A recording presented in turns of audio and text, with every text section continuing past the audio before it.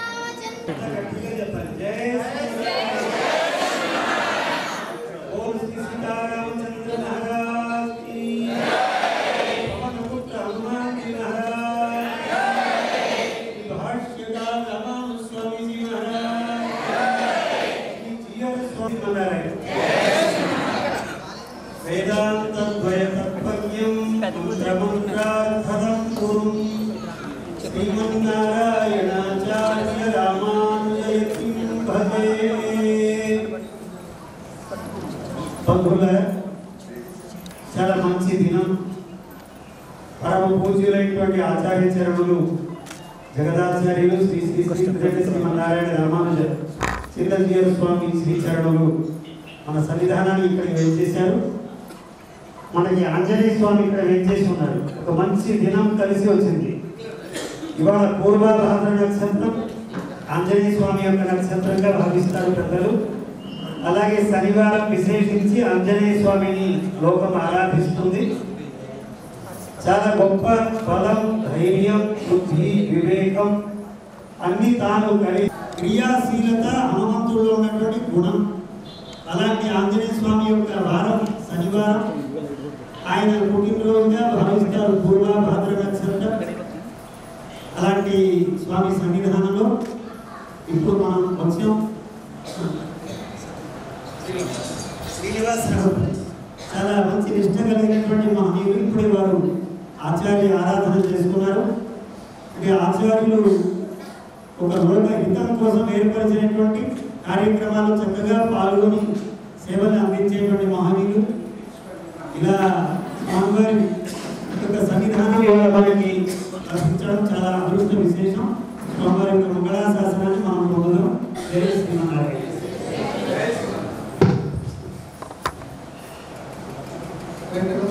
శ్రీనివాస్ గారు మారుతి గారు నాకు మాట్లాడి స్వామివారు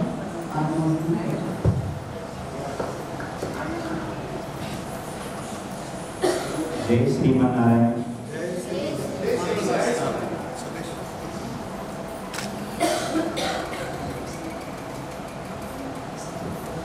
ఈరోజు మన మారుతి ధ్యాన మందిరంలో వేంచేసిన శ్రీ శ్రీ శ్రీ త్రిదండి శ్రీమన్నారాయణ రామానుజ చిన్నజీయ స్వామి వారి పాదపద్మాలకు ముందుగా మా నమస్సుమాంజలి తెలియజేసుకుంటున్నాం.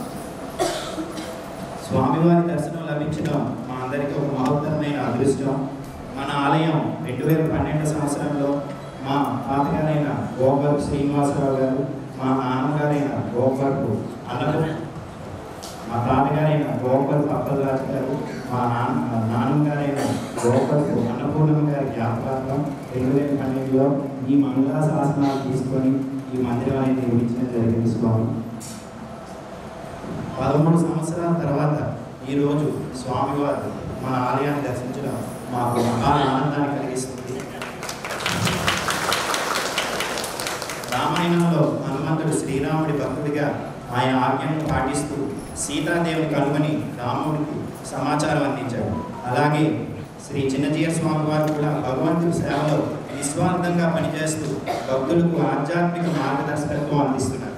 స్వామివారి ప్రవచనాలు మనందరూ వింటూ ఉంటాం, ఎంతో మనసుకు ఆనందాన్ని కలిగిస్తూ ఉంటాయి. సో ఈ స్వామివారి పుణ్య దర్శనం మనందరికీ ఆధ్యాత్మిక శక్తిని, భక్తిని పెంపొందించేందుకు సహకరిస్తుంది. ఇలాగే ముందు పెంపొందించాలని కూడా మేము కోరుకుంటున్నాం. ఇంకొక చిన్న విషయం స్వామి మేము మనం చేయాలనుకుంటున్నాం. మా నాన్నగారు 1 సంవత్సర కాలం అయిందండి వ్యాపారం జరుగుతుంది, మంచిగా జరుగుతున్న వ్యాపారాన్ని విస్మరించుకొని భగవంతుడి సేవలో తన శాశ్వతాన్ని గడపాలని నిశ్చయించుకున్నారు. గత సంవత్సరానికి నుంచి ఇప్పుడు దాకా 11 సార్లు రామాయణం పూర్తి చేయడం జరిగింది. అదే జపంలో ఉండడం వల్లేమో 13 సంవత్సరాలుగా దీర్ఘానికి ఈరోజు మీ నాకు ఎంతో ఆనందాన్ని ఇస్తుంది. మీ రాక ఇలాగే దినదినాభివృద్ధి చెందుతూ ఆంజనేయ స్వామి కటాక్షం మీ కటాక్షం ఉంటే ఇక్కడ ఏదో ఒక చిన్న కార్యక్రమం కనిపించే భాగ్యాన్ని కూడా మాకు ప్రసాదించాలని మేము మనసారా కోరుకుంటున్నాం.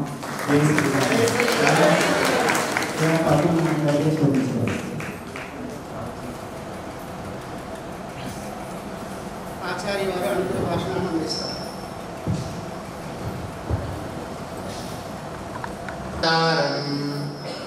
दातारं सर्वसंपदा लोकाभिरामं श्रीरामं भूयो भूयो नमाम्यहम्।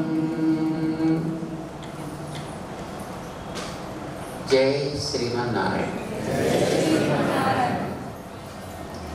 भगवद्बंधुलारा శ్రీమాన్ గోకవరపు శ్రీనివాస్ గారి దంపతులు వారి కుమారుడు చిరంజీవి మారుతి దంపతులు వాళ్ళకు ఉండేటటువంటి శ్రద్ధ, వాళ్ళకు ఉండేటటువంటి భక్తి వినయం, వారిలో ఉండేటటువంటి ఔదార్యం, ముఖ్యంగా 10 మందికి ఏదో చెయ్యాలి అని వాళ్ళల్లో ఉండేటటువంటి ఒక తపన, దాన్ని మేము గమనిస్తున్నాం, చాలా సంతోషిస్తున్నాం. మన శ్రీమాన్ సంపత్ కుమార్ స్వామి వారి యొక్క మార్గదర్శనంలో చాలా చక్కగా జీవితంలో ఆధ్యాత్మికంగా ముందుకు సాగుతున్నారు. కొంతకాలం లౌకిక జీవనాన్ని సాగించి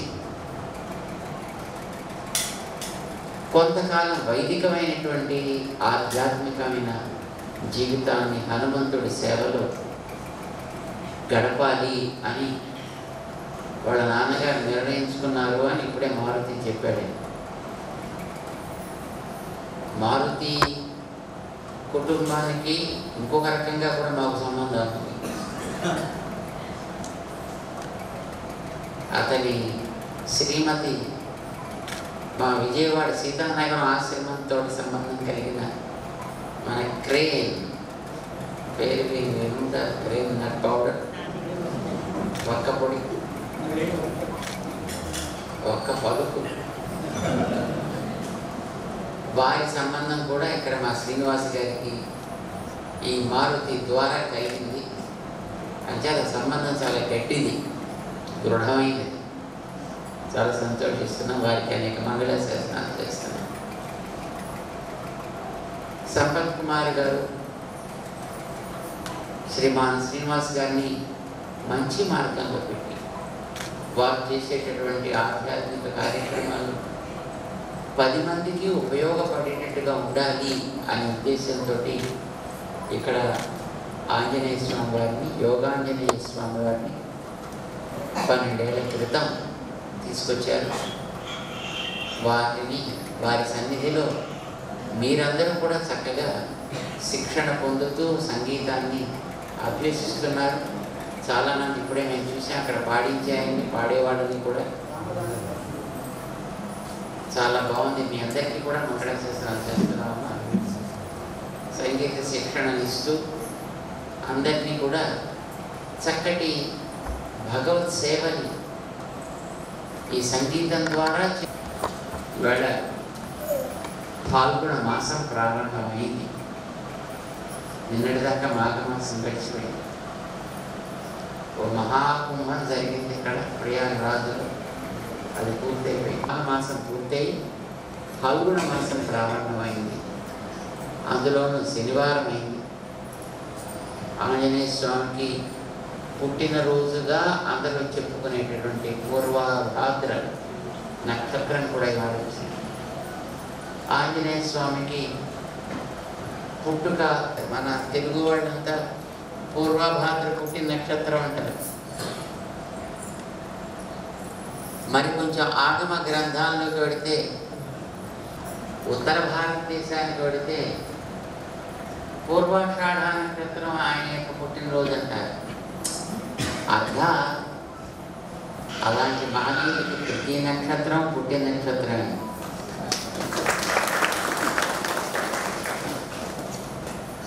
చేయడానికి టైం చూస్తుంటారు కదా, దేనికి చూస్తారు టైం? జయప్రదంగా జరగాలి కంటే ఈ టైం అయితే బాగుంటుంది, ఈ టైం అయితే అంత అనుకూలంగా ఉంటుంది, ఇలా కదా చేస్తుంటారు. మంచి పని చేసేవాడికి ఏ టైమైనా మంచి టైమే. అంటే మనకి ఇప్పుడు టైం ఏంటైంది అనుకోండి, అసలు మంచి ముహూర్తపు టైం 6 గంటలకు అనుకోండి. సో మన దగ్గర నుంచి ఇక్కడికి అసలు దుబాయ్కి వెళ్ళామని అనుకుందాం అనుకోండి మనసులో, అక్కడ 2 గంటలు వెనకాల ఉంటాము. లేదండి ఇంకో 2 గంటలు 10ంటికి అన్నాం అనుకోండి, కొంచెం మన వెనక్కి ఇటు సింగపూర్ వైపు వెళ్ళామంటే అక్కడ 10 అయిపోయింది ఆల్రెడీ. లేదండి రాత్రి 1 గంట అవ్వాలంటే ఆస్ట్రేలియా అనుకుంటే సరిపోయింది. లేదు సాయంకాలం ఇప్పుడు 5 అయితే బాగుండు, 3 అయితే బాగుండు అనుకుంటే లండన్ వెళ్ళిపోతే సరిపోయింది. లేదండి ఇప్పుడు మధ్యాహ్నం అయితే బాగుండు అనుకుంటే అమెరికా అనుకుంటే, ఎక్కడో ఒక చోట ఒక టైం, ఆ టైం మనం అనుకున్న టైం ఇప్పుడు ఉంటుంది కదా. మానసికంగా మనం అక్కడ ఉందామని అనుకుంటే ఆ టైం మంచి ముహూర్తం. అంటే అర్థం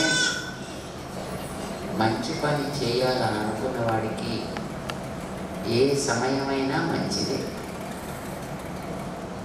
వారికి జీవితంలో ఇంతకాలం సాగించినటువంటి వ్యాపారంలో వచ్చి కొంచెం ఓ పక్కకి జరిగి ఇంకొక పక్కకి తిరిగి దాంట్లో కాస్త దైవికంగా జీవితాన్ని గడిపితే ఎట్లా అనే భావన కలిగితే దానికి మన ఆచార్యుల వారి యొక్క సలహా తోడైంది. రామాయణ పారాయణం చేసే ఒక మహా అద్భుతమైనటువంటి కార్యక్రమాన్ని ఆయన చేపట్టాడు. చక్కగా రామాయణాన్ని పారాయణ చేయడానికి రామచంద్రుడు అందమైన స్వామిని తన గృహంలో ఏర్పాటు చేసుకున్నారు. ఆ స్వామి సన్నిధిలో పారాయణ సాగుతోంది. ఇది ఒక అద్భుతమైనటువంటి కార్యక్రమం కదా.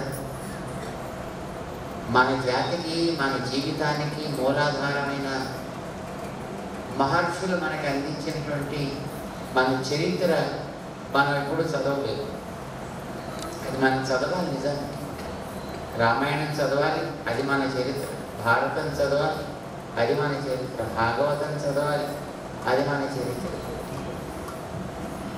మిగతావన్నీ చదివినా చదవకపోయినా కనీసం ఈ 3 గ్రంథాలు చదివితే మన చరిత్రలో ఏ అస్పష్టత లేనంత క్లారిటీ మనకి ఏర్పడదు.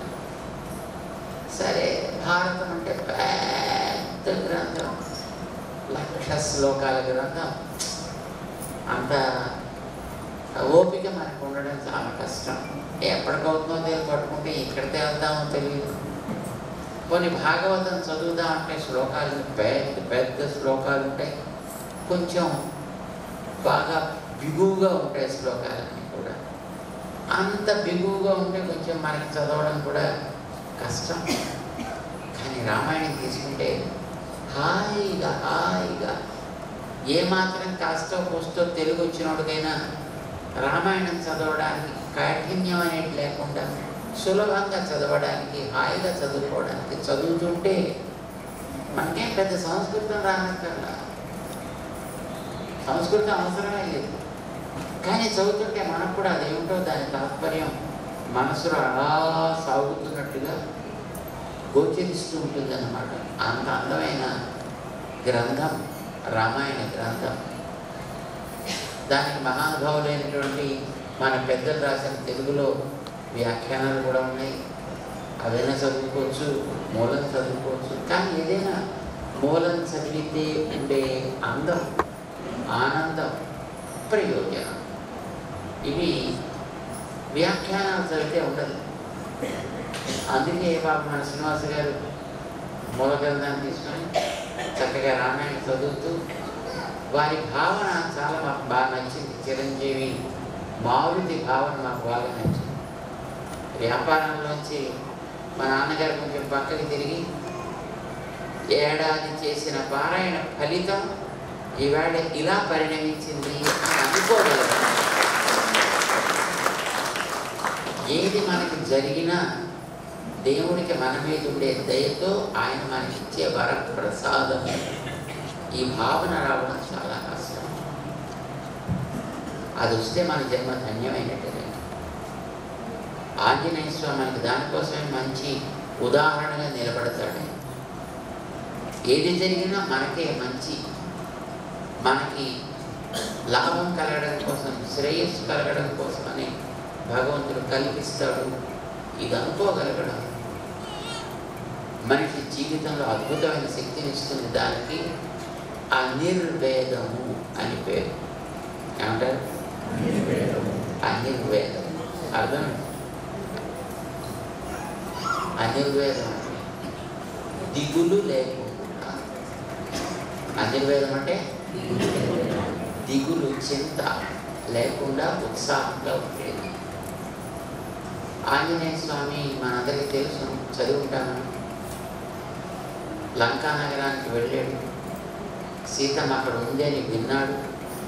సంపాతి అనే పక్షి చెప్పింది, వెతకండయ్యా, చక్కగా వెళ్ళి అక్కడ చూసుకొని సీతమ్మ అక్కడ ఉంది, పని సాధించుకొని రండి అని చెప్పి పంపించింది.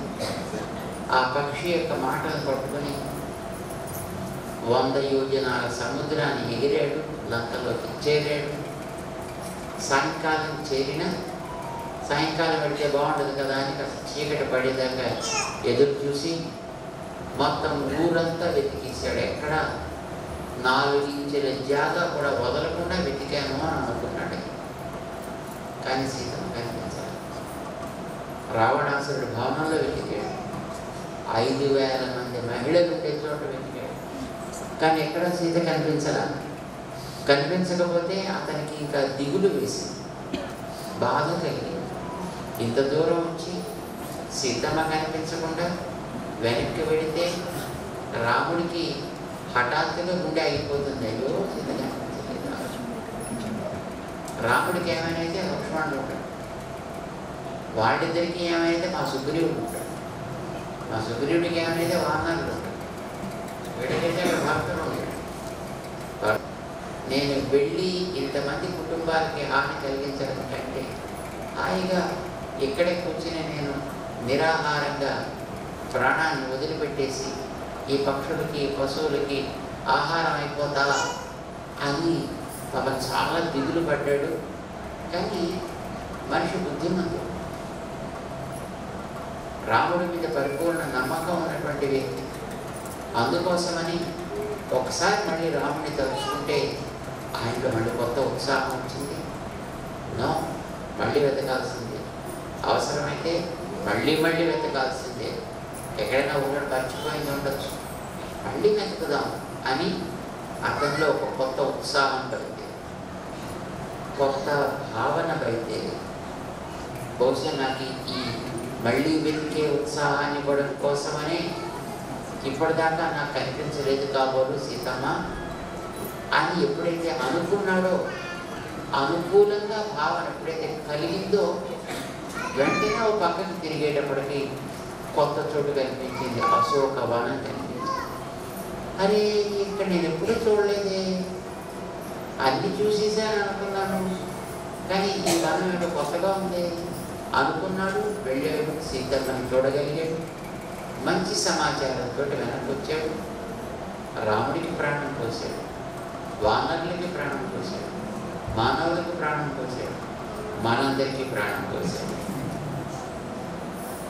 ఆయన లేకపోతే మన ఎవరు లేం కదా. ఈ పూట మానవ జాతి ఉండేది కాదు. మనిషికి ఏదైనా సన్నివేశం మనం చేయాల్సిన కార్యక్రమాన్ని సూచించడం కోసం, ఉత్సాహం కోసం ఏర్పడుతుంది. ఈ భావన కలగడం చాలా అదృష్టం. ఆంజనేయ స్వామి దయతోటి మన శ్రీనివాస్ గారికి అలాంటి భావన చక్కగా ఉంది. వారికి నేను చేసినటువంటి ఈ ప్రార్థన, ఈ రామాయణ పారాయణ ఇలాంటి ఒక మంచి సన్నివేశాన్ని మనకు కలిగించింది అని ఒక మంచి విశ్వాసం ఏర్పడింది. ఇది ఎప్పుడు ఉండాలి మన జీవితం. ఎందుకంటే జీవితం అనేది జీవితంలో ఎప్పుడు ఒడిదుడుకులు వస్తూనే ఉంటాయి. సముద్రంలో కెరటాల్లాగా వాటిని చూసి మనం భయపడడం కానీ, వెనుతిరగడం కానీ, ఏడవటం కానీ, దిగులు పట్టడం కానీ చేయగలదు. ఎదుర్కోవడం నేర్చుకోవాలి. దానికి సాహసం కావాలి, దైవ తోడు కావాలి. ఉంటే తప్పకుండా అది మనకు అనుకూలంగా మారుతాయి. అది చూపించాడు ఆంజనేయ స్వామి. ఫలితాన్ని పొందాడు. ఆ భావన మన జీవితంలో ఎప్పుడు కలిగే ఏ సన్నివేశం ఎదురుకానివ్వండి. సాధారణంగా సుఖంగా జరుగుతున్నంత వరకు దేవుడి మీద మనకి ప్రేమ అలా లీటర్లు పొంగుతూ ఉంటుంది. కానీ ఎప్పుడైనా కొద్దిపాటి అనుకూలంగా జరగలేదు అంటే అది కాస్త దేవుడి మీద కోపంగా మారుతుంది. రకరకాల మాటలాడే స్థితిలోకి మనం తీసుకెళ్తుంది. అలా తీసుకువెళ్ళకుండా ఎవరికి ఉంటుందో వాడు జీవితంలో సక్సెస్, వాడు విజయాన్ని పొందగలుగుతాడు. సుఖం వచ్చినప్పుడు అన్ని బాగానే ఉంటాయి. కష్టం వచ్చినప్పుడు ఎవడు నిలబడతాడో వాడు మనిషి. అది ఆంజనేయ స్వామికి నేర్పే పాఠం. ఆంజనేయ స్వామిని ఉపాసన చేస్తున్నందుకు మా శ్రీనివాస్ గారికి కూడా అట్లాంటి భావన, వారి కుటుంబానికి కూడా అలాంటి భావన చక్కగా మనసులో కలిగి ఉంది. ఇక్కడికి వచ్చే వారందరికీ ఆ భావన కలగాలని మేము ఆశిస్తాం. మనలో అనుకూల భావన కలిగితే ఎప్పుడు జీవితంలో ముందుకే సాగుతాం. వెనకడుగు అనేది ఉండదు. ఇది కావాలి. ఆంజనేయ స్వామి మనకు ఆ శక్తిని ఇవ్వాలి. అలా మనం ముందుకు నడపాలి జీవితంలో. వారు కోరినట్టుగా ఎప్పుడైనా మళ్ళీ ఆ ఆంజనేయ స్వామి వారి అనుగ్రహిస్తే మళ్ళీ వస్తాం ఇక్కడికి. మా సంపత్ గారు చెప్పారు, స్వామి ఇక్కడ కనీసం ఒక 2-3 రోజులైనా ఉండి చక్కగా 1-2 సార్లు మాకు తీర్థాన్ని ఇస్తే చక్కగా బాగుంటుంది, మా వాళ్ళందరికీ మంచి ఉత్సాహంగా ఉంటుంది, వీళ్ళంతా పరమ భక్తులు అని చెప్పారు. కానీ చాలా సంతోషంగా ఉంది. వారు మిమ్మల్ని మరింత భక్తిగా తయారు చేయాలి. మీరు మరింత భక్తిగా కావాలి. ఆంజనేయుడు మనందరి మధ్య పూసలలో దారంలా ఉండాలి. సూత్రే మణిగణ ఇవ అంటాడు భగవద్గీతలో శ్రీకృష్ణ. ఈ మధ్యనే మన అమెరికాలో హ్యూస్టన్ అని ఒక ఊరు, ఏం పేరు? హ్యూస్టన్ అని ఒక మహానగరం. ఆ హ్యూస్టన్ మహానగరంలో 90 అడుగుల ఆంజనేయ స్వామిని అక్కడ కట్టడం జరిగింది మన వాళ్ళందరూ. ఆ 90 అడుగుల ఆంజనేయ స్వామి పంచధాతువులతో పంచలోహమూర్తిగా కట్టారు. మాట్లాడాలి కొంచెం భయపడ్డారమ్మో అక్కడ కడితే ఏమన్నా అవుతుందేమో, ఎవరు అంటారేమో ఇలా అలా. కానీ అక్కడ వాళ్ళందరూ కూడా బాగా సంతోషించారు ఆంజనేయ స్వామి చూసి. 2 చేతులతోటి అభయాన్నిచ్చే ఆంజనేయ స్వామి. ఆయనకు ఒక పేరు పెట్టారు. ఏం పేరు?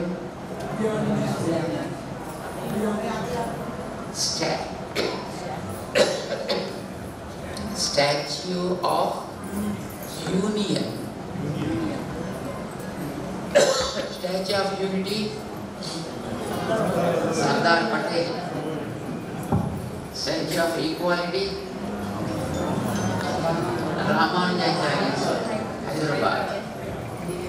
Statue of union Anjaneya Swami. Houston అమెరికాలో ఉంటాడు. యూనియన్ అంటే కలిపేవాడని అర్థం. మనందరినీ కలపాలి, మనందరినీ ఎప్పుడు కలిపే ఉంచాలి, మనందరం ఎప్పుడు కలిసి పెరగకూడదు. ఈ కలియుగంలో శక్తి దేంట్లో ఏర్పడుతుంది? కలయికలో. సంఘే శక్తి కలౌ యుగే ఏమంటారు? సంఘే ఉంటేనే వాళ్ళ మాట చెల్లుబాటు అవుతుంది. సుమా అందరం కలిసి ఉండాలి, ధర్మంలో కలిసి ఉండాలి, సమాజంలో కలిసి ఉండాలి, మన కార్యాల్లో కలిసి ఉండాలి. ఎన్నో రకాల బయటి శక్తులు మనని, మన ధర్మాన్ని, మన దైవాన్ని, మన గ్రంథాలని, మన ఆచారాలని వేలెత్తి చూపించి ఏదో రకంగా తగ్గించాలని చూసే ఈ కాలంలో ఎంత కలిసి ఉండగలిగితే మనం అలాంటి కలిసిన సమాజాన్ని ఎంత మనం పెంచుకోగలిగితే అంత శక్తి ఏర్పడుతుంది. అలా కలిపి ఉంచేవాడు ఆంజనేయ స్వామి. ఎవరెవరు కలిపాడు? అంతేనా?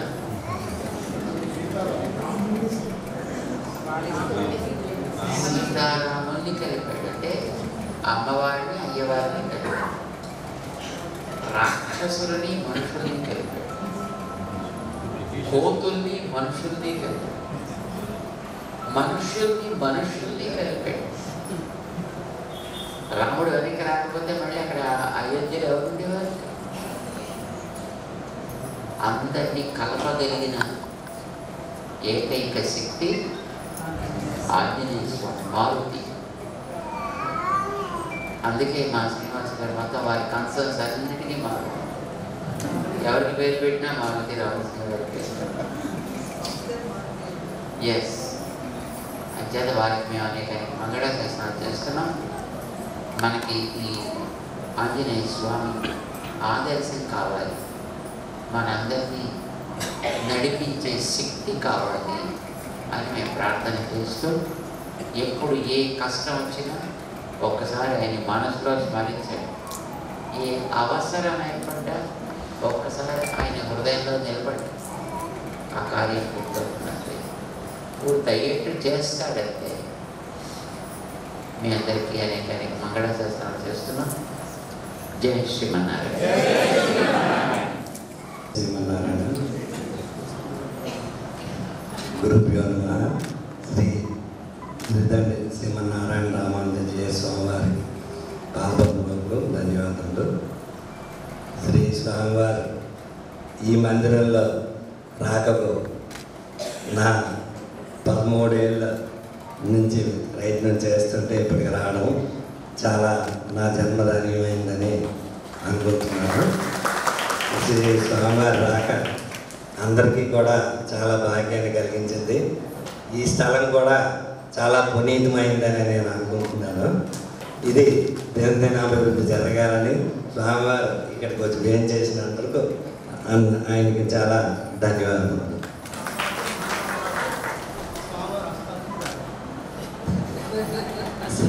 సామ్రాజ్య పట్టాభిషేకం, మా సామ్రాజ్య పట్టాభిషేకం కూడా మీ చేతుల మీద ఇక్కడ జరగాలని కోరుకుంటున్నాను. జై శ్రీరామ్.